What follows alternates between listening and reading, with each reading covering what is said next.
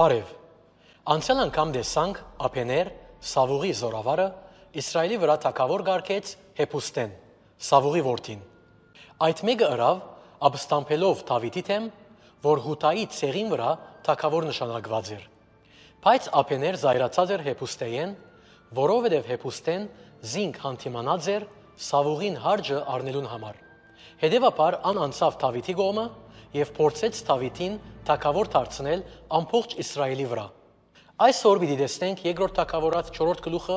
եւ պիտի անդրադառնանք Իսրայել ազգի դժվար ժամանակներուն։ Բայց 4-րդ համարին մեջ այդ բոլոր բաներուն մեջ կլսենք Դավիթի մասին ամենագեղեցիկ պատմություններեն մեկը։ Պատմությունը Դավիթի բարության մասին է Հովնաթանի որդիին Մեմփիփոստեի հանդեպ, որ գաղ էր 5 տարեկանեն, երբ անոր թայագը զինք բաղցած ադեն ինգած ու գաղ մնացած էր։ Եվ Մեմփիփոստեն սպառնալիք էր Դավիթի համար, քանի որ թագավորը լալու իրավասություն ուներ։ Ան նաև Հովնաթանի որդին էր, որուն Դավիթ շատ կսիրեր եւ երբեք պիտի չվնասեր զինք։ Դավիթ բերավ Մեմփիփոստեն բալադ եւ բարությամբ վարվեցավ անոր հետ, ցույց տալով իր սերը եւ թե բնավ պիտի չվնասե զինք։ Հովնաթանին սիրույն համար էր, որ Դավիթ բարություն ցույց տվավ անոր հանդեպ։ Սիրելիներ, այս մեկը Դավիթի հիանալի հատկությունները մեկն էր։ Այստեղ հոգևոր տասը այն է, որ ես եւ թուն մեղքի պատճառով գաղ էինք, բայց Քրիստոս իր շնորհքով մեզի բարություն արավ եւ Աստված մեզ գծածկե իր արդարությամբ Քրիստոսի միջոցով։ Հիմա վերադառնալով 4-րդ գլխում պատմության կսորվենք, որքան դժվար էր այս շրջանը, երբ Իսրայել Սավուղի թագավորութենեն անցավ Դավիթի թագավորություն։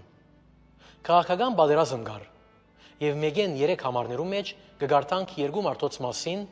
որոնք ափեների գլխավորությամբ կնթաբետներ էին Սավուղի բանակի մեջ։ Այս երկուքը գիտեին, որ ափեներ մերավ եւ գիտակցելով Դավիթի զորությունն ու ուժը, անոնք թավատրությամբ սպանեցին Հեփուստեն, երբ ան բարգած էր անգողինի մեջ։ Այդ ընելով գարձեցին, թե գրնան հաշտություն կնքել Դավիթի հետ եւ թե ան պիտի կնահատեր իրենց։ Եվ Հեփուստեն սպանելեն ետք անոր գլուխը Դավիթի դարին։ Դավիթը բնավ համամիտ չէր։ Այս մարդիկը սպանություն արած էին եւ ոչ որևէ անձի սպանություն, այլ թագավորի։ Այսպիսով Դավիթ անոնց մահապատիժի ենթարկեց այս արարքին համար։ Հիմա երկրորդ թագավորած 5-րդ գլխուն Իսրայելի բոլոր ցեղերը միացան Դավիթի թագավորության տակ։ Մեգեն 3 համարներու մեջ Իսրայելի երեցները ընդունեցին, որ Դավիթ ժողովրդին օրինավոր կառավարիչն էր եւ զինք թագավոր օծեցին։ Այդ ժամանակ ասկը պիտի մտներ բարգավաճման եւ ընդարձակման ամենամեծ շրջանը։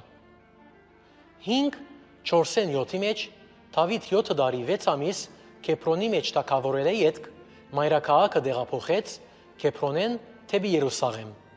Այնտեղ ան 33 տարի եւս թագավորեց։ Եվ Սիոն լեռան վրա ան կառուցեց իր բալադը օգնությամբ Հիսուս գտնվող իր բարեկամին Քիրամի օգնության Դիրոսի թագավորը, որ ղրգեց իրեն բանվորներ եւ շինարարության նյութեր։